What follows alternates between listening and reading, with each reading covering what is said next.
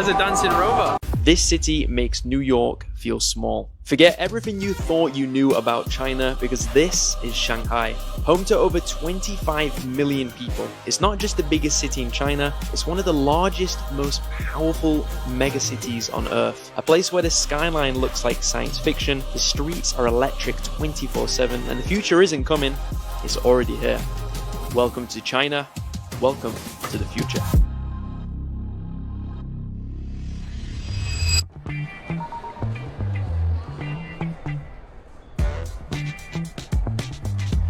Welcome to the channel, my name is Sam Tyler and I'm currently here in China showing you my unfiltered experiences as a foreigner. And most foreigners are still stuck on what China was 40, 50 years ago. It's bad infrastructure, it has terrible pollution. Maybe they think there's going to be a war going to occur between China and America, so it's too dangerous to come here and explore. So all I'm saying is come here, experience it for yourself, and I guarantee you won't have the same preconceptions as you had before. By the way, do subscribe to the channel because I have a few more China videos coming out very soon that I know you're not going to want to miss.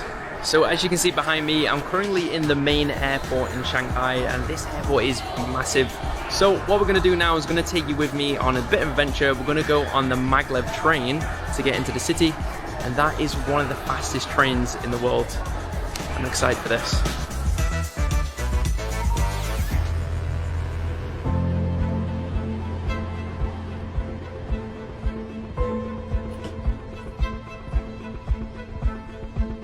So this is the Shanghai maglev, and it's actually the fastest commercial train in the world. Top speed 431 kilometers per hour. So you barely have time to sit down before you've arrived to your destination. And it runs on magnetic levitation, which means it basically floats above the track. No wheels, no friction, just pure speed, and it gets you from the airport in Shanghai to around the city center in just 8 minutes. Crazy.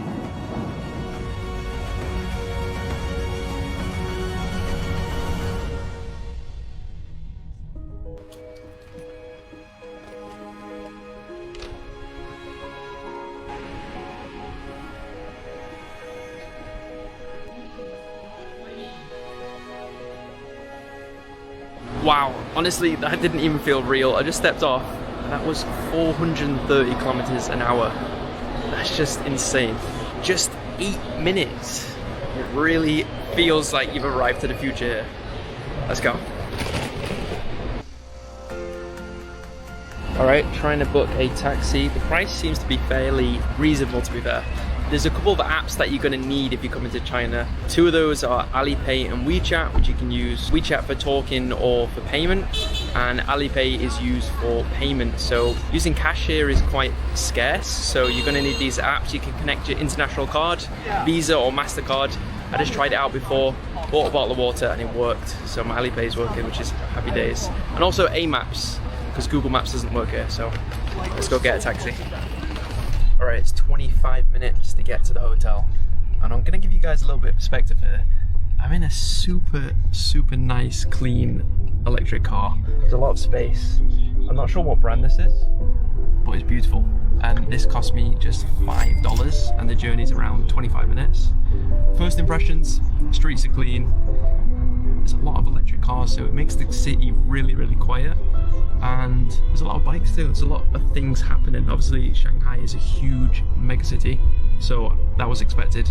But yeah, I'm going to show you the hotel next, so let's go. Okay, this is the Grand Hyatt Shanghai, and it used to be the tallest hotel in the world.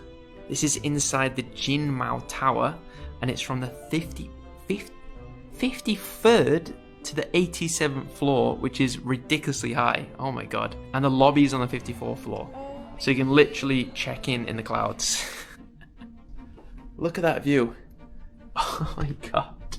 You can see the whole of Shanghai here. But I want to show you guys something. Alright, this is going to shock you. Are you ready for this? This is the architecture in China, guys. Look at this. So this is around the 65th floor, where it goes all the way up there to the 80s. Just to give you guys perspective. Is that not one of the craziest hotel designs you've ever seen?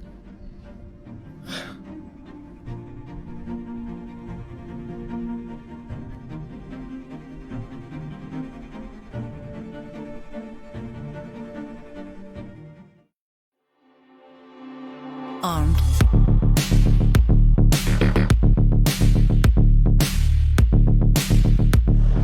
Guys, this isn't the future. This is now. Welcome to WAIC, which is the heart of global innovation here in China. Forget Silicon Valley just for a second. China is hosting this, and this is on a whole different level. So this is where the smartest minds in AI and technology come here to show off the best of what they have. And each booth here feels like a window into 2050.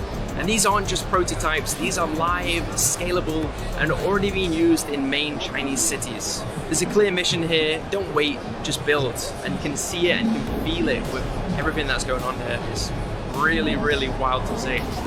The West invented the internet, but China, they might just end up defining the AI era. And that's what happens when AI is treated like a national priority. And what you're seeing isn't just a sneak peek of the future, it's reality here in China. Shanghai is building faster than most countries can think, and it really, really shows. And the question is, will the rest of the world catch up?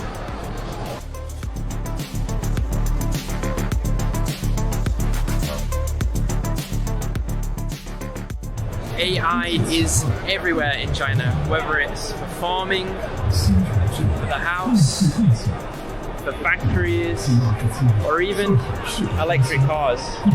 You'll find it in every single place here in China. I want to show you something really, really cool. So this is a machine where a human can get inside of it and control the robot. Whatever their movements do, it replicates it. First, we can use the system with robots, humanoid robots. When our firemen find some dangerous gas, we can control the robots go to the place to find out, to detect whether the gas is dangerous or is it okay for human. So we can help humans' life and make our firemen healthy. Anything else? Can you use in the army or military, things like that? We think we can use this to help more people feel happy, not the force and not the war. Yes. Our Chinese love the peace. Like we stand here in Shanghai and we can control the robots in Tibet or Xinjiang or Hainan or Yunnan. Yes. Yeah. Amazing. Yeah. Okay. And look at this. You stand on here. If you walk, the robot will roll. It's super mind-blowing.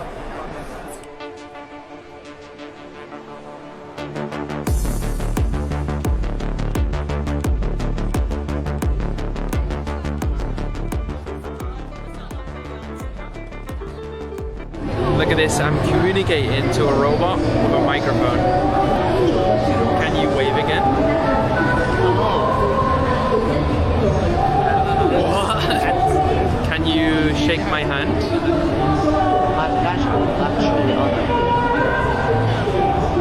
Wow. Can you dance for me?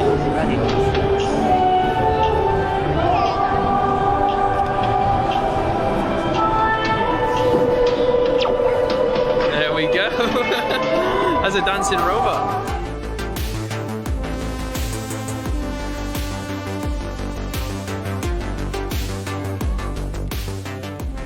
Alright, I've had a wander around, and this place is absolutely packed full of tech, robots, AI, self-driving cars. It's quite overwhelming actually because I'm only on the first floor and there's another floor upstairs, apparently with more robots, and it's wild. The vibe here is electric. It's like nerd heaven, but in the coolest way possible. And what's crazy is some of these tech is not 5 or 10 years away. It's already being rolled out today. And next up, I want to show you a restaurant just like this in some ways, because it's gonna blow your mind. Let's go.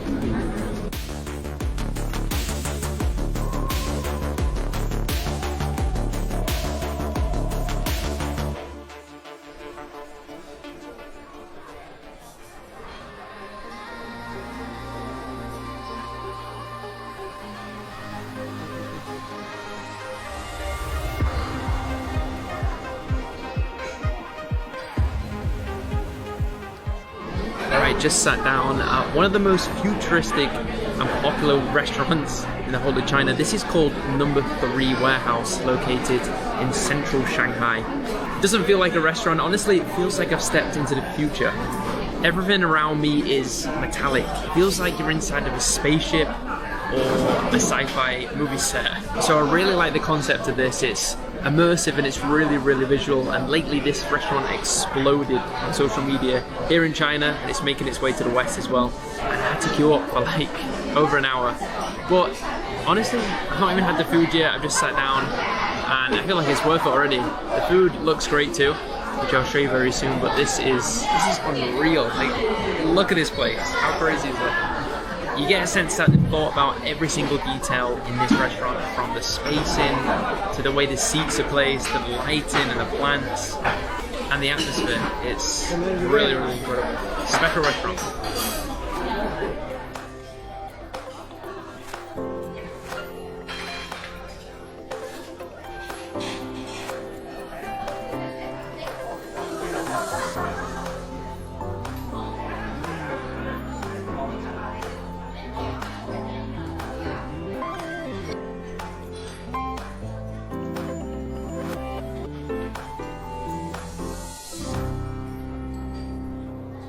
Alright, let me give you guys a room tour. So, I'm staying in a hotel called Gem Hotel. It's along Nanjing Road, which is a pretty lively area. It's pretty good. And in terms of getting around, if you want to go to Shanghai Tower or the Bund or these touristy areas, it's only going to take 15 minutes, 20 minutes in a taxi, if that. So we got the bathroom area, quite big, large shower. We've got a little kitchen, which is nice. Wardrobe space in there. This is the bed, quite big, and you get a balcony too. And then this is the view. You can't really see that, but it's of Shanghai. It's nice. You can see the Radisson Hotel. And one thing about this hotel, look at this, right? There's 2 gaming chairs and 2 gaming computers. I don't know why. When I booked this, I don't remember thinking I booked a gaming hotel, but I've tried sitting in this. Oh, it's really comfy. Like, proper comfy. Even get a headset too and a proper setup. Yeah, anyway, let's sit down and have a talk about what I think about Shanghai so far. Okay, I wasn't expecting to make this last part of the video in the hotel room, but there's been awful weather today. Look at this news report, right? It says Shanghai relocates more than 280,000 people, halted hundreds of flights and ferry services, and imposes speed limits on roads and railways. So there's a typhoon that's happened somewhere in China, and it's affected Chiang Mai, and it's affected Shanghai. So this is where I'm at. It's been raining all day. I had a plan. I wanted to take you guys to a mall called 1,000 Trees Mall, and it's stunning. The architecture is insane, like something out of a sci-fi movie. Thousands of trees decorated all on the outside of the mall, and inside it is pretty special as well. But I couldn't go because of the rain, so instead we're here, just me and you one-on-one having a bit of a chat. But I'm going to summarize my trip in Shanghai and give you my rundown on my thoughts. Okay, so I'm going to tell you guys, you're going to be shocked at how clean the roads are, how advanced the technology really is here in Shanghai, China, and how incredible this architecture is. Like, I've never seen a city like this. The whole city lights up in the evening. There's lights on all the buildings, only until about 11 PM, but still, the whole evening you go for a walk, it's stunning. Kind of similar to Singapore in a way, but this is like on another level. Okay, take a look at this, guys. This is a picture of Shanghai 40 years ago in the 1980s, and this is today. In that time frame, just 40 years, is absolutely mind-blowing how advanced and how the infrastructure and the buildings have changed that much in just such a short period of time. So the thing is, guys, I'm just here as a tourist showing you my unfiltered experiences here, but there's always a small minority of Europeans or Americans that will give me claims such as what I'm showing you is not true, I'm being paid by the CCP, or that China is less developed than America. But the interesting thing is, these kind of people that give me these claims are the type of people that have never even stepped foot in China. I just want these kind of people to open their minds beyond the misinformed, corrupt mindset that this Western media often feeds them, without realizing there's political and economic agendas behind that. So I'm just here to show you my experiences as someone who is actually in China right now. What do I really think about China? Honestly, I love it. I think it's great. Obviously, it has its ups and downs like any country, but Coming here to Shanghai honestly feels like you're in the future. It's fast-paced, full of energy, full of lots of experiences, literally on every single corner. And the skyline looks like something straight out of a sci-fi movie. If you come in here as a foreigner, you'll need Alipay, Didi, and WeChat. WeChat is used for talking or for payment or scanning things when you go to certain activity places or restaurants. Alipay I use for paying for everything. This right here, cash, you don't need it. I brought like a couple $100, $500, $600, $700 in cash just in case my Alipay or my WeChat wasn't working. But I've used Alipay for everything. Everything is cashless here. So make sure you've got these apps. It's very, very important.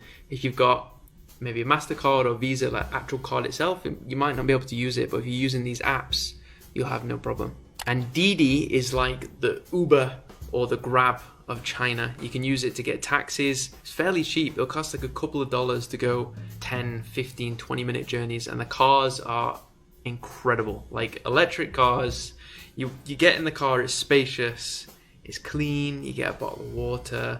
The drivers are like chauffeurs, they're wearing suits, a lot of them. And it's just a good experience, and it's really affordable. And for a lot of nationalities coming to China, you'll need a visa. So I got mine when I was in England back then for a couple of weeks, and it only took a week to get the visa, if that. It was about £120 or $160, fairly easy to do.